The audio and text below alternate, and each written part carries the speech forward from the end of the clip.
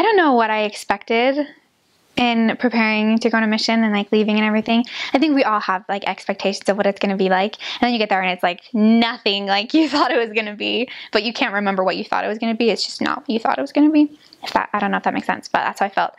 But I know that I imagined, I always kind of put missionary work and baptisms together. I just thought like, yeah, like that's the point of missionary work. It's like you baptize people and they, then they, like that's the whole point of missionary work. And that's one of the things that I learned the fastest, that's a part of it, and that's a really important part, but that is not missionary work. Missionary work, this is the work of salvation. It's the work of our lives. It's not just limited to, your mission is not measured by, the success of your mission is not measured by how many people are baptized because of you, or how many people make the choice to be baptized while you were in the area. I mean, I kind of believe people get baptized when they get baptized, like when they're ready and when it's the Lord's time and when they're prepared, and like you happen to be blessed enough to be in that area, then like that's great, but that's not the success of your mission.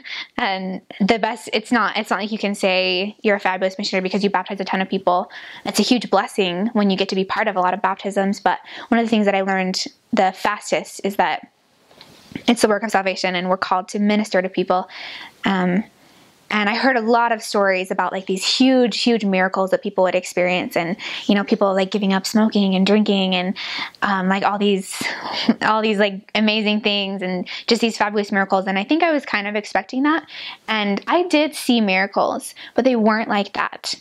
The miracles that I experienced were small, simple, beautiful, everyday things with everyday people, and just seeing people allow God's love to permeate their hearts.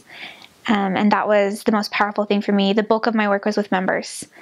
Most of my mission was spent helping members be missionaries and teaching them what it means to share the gospel, and teaching them what it means to be a member of the church, and to really understand the gospel.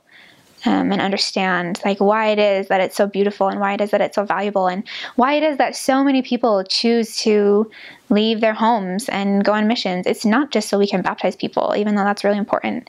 It's because this is the work of our lives, and like we have made covenants to learn about God, and it's beautiful. Like we have links and conduits to heaven, and we have this immense, beautiful knowledge that we can share with people, and helping members to understand that it's their role to share the gospel, and teaching members how to be missionaries, and teaching wards how to do member missionary work, and keeping wards sustainable so they could, they were having lots of success in their wards, not because of the missionaries, not because you had a great set of missionaries and then that set of missionaries would leave and then like the work would kind of die down again, but so that the ward was doing missionary work and the missionaries were just assisting the members. Like that's what my mission was about. That's what I was focused on, is making my wards sustainable, so that it wasn't just about how awesome we were as missionaries, but it was about the Lord's work and teaching people how to do the Lord's work, so that we are all lifelong missionaries. And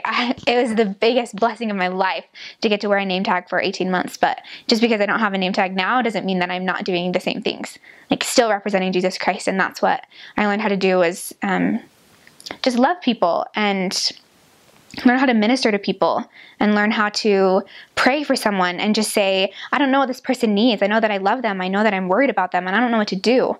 And just hearing in really small, quiet ways, but definite ways, what the Lord wanted them to hear, and then having amazing experiences of reaching out to people and saying what I had been told to say, and watching their lives change.